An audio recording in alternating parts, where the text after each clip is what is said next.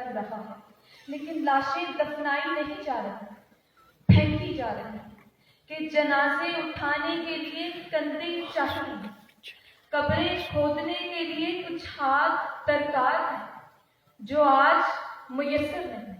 حالی وقار یہ ایک پیرائی میں میرے وطن کا حال ہے، جہاں دو گروہوں کی آپسی دشمنی انسانوں کے ضیاع کا باعث بنتی ہے، جہاں تو کافر کی صدائیں مقتلوں کے بند دروازے میں داخلے کے لیے لگانا ہی کافی سمجھا جاتا ہے، جہاں بلکتے ہوئے اور لرزتے ہوئے اجسام کا کوہرام بھی کسی ایک دل میں انسانیت پیدا نہیں کرتا، تو ایسے حال میں وہ بلکتے سسکتے اپنی جانوں سے مجبور انسان یہی پکارتے ہیں کہ ابر کے چاروں طرف باڑ لگا دی جائے، مفت بارش میں نہانے پر سزا دی جائے، سانس لینے کا بھی تاوان کیا جائے وصول، سبسڈی دھوپ میں کچھ اور گھٹا دی جائے، روح گر ہے اسے بیچا خریدا جائے، ورنہ گودام سے یہ جنس ہٹا دی جائے۔ حاکم وقت سے قذاقوں نے سیکھا ہوگا، باج نہ ملتا ہو تو گولی چلا دی جائے۔ صدیائی وقار آج اس مادر وطن کا ہر ایک مفلس وقت کے ہاتھوں مجبور نظر آتا ہے، جسے دو وقت کی روٹی کے لیے کبھی اپنی آہوں کا سودا کرنا پڑتا ہے تو کبھی اپنے پیٹ پر پتھر باندھ کر ستم ظریف معاشرے کے ہاتھوں ذلیل ہونا پڑتا ہے۔ کیا کوئی ہے جو آج ان کی داد رسی کرے؟ کوئی ہے جو ایک بوڑھی ماں کا آسرا بن کر اس کے راشا زدہ ہاتھوں کو تقویت دے؟ کوئی ہے جو KFC میکڈونلڈ کے باہر شیشے سے جھانکتے ہوئے بچوں کے دل سے اٹھنے والی حسرت و یاس کو محسوس کر سکے؟ کوئی ہے جو کوڑے کے ڈھیر سے اپنا رزق تلاش کرتے ہوئے انسانوں کو چند عزت کے لقمے عطا کر سکے؟ نہیں علی وقار، نہیں۔ تو پھر میں اپنے مخالفین سے کیوں نہ کہوں کہ ہم تو مجبور ہیں وقت کے ہاتھوں، کہ غریب شہر کے بچوں کا نام تھا ان پر، امیر شہر نے کوڑے پہ جتنے پھل پھینکے، اداس لوگوں کا روزہ بھی کھل گیا، پھر کسی رئیس نے کوڑے پہ اتنے پھل پھینکے۔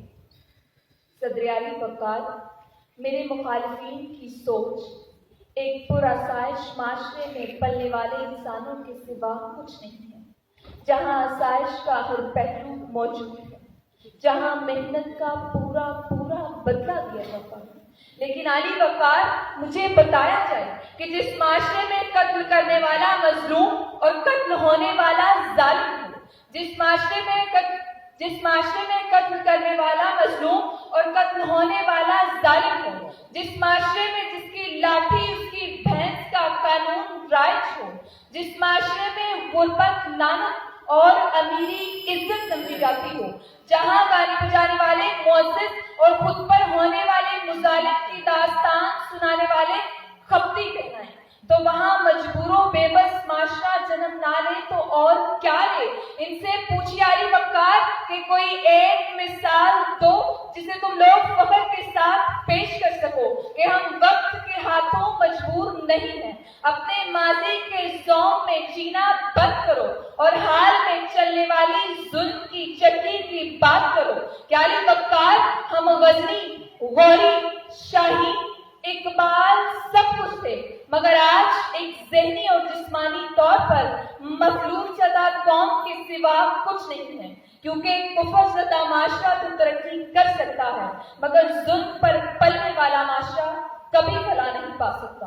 تو صدر علی وقار ان حالات میں دل بے نور سے ایک ہی صدا نکلتی ہے کہ آج ہم رو نہ پڑے، آج بہت زرد ہے دل، کسی خاموش طبیعت میں چبھا جاتا ہے، خواب کب تک ہمیں کاندھوں پہ اٹھا کر رکھیں، پھول کب تک سبھی کانٹوں کو چھپا کر رکھیں، رنگ کب تک میرے چہرے کو سجا کر رکھیں۔ کاش کر سکتے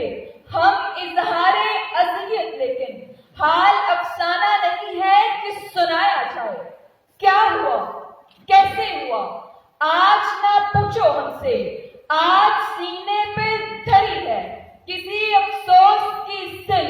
کل کا وعدہ ہے کوئی بات کریں گے مگر آج ہم رونا پڑے. آج بہت زرد ہے دل. صدر اعلی وقار, میں اپنی انہی دلائل و براہین کی روشنی میں آج کی قرارداد کی پرزور حمایت کرتی ہوں. آپ کا اسمات کا پیش.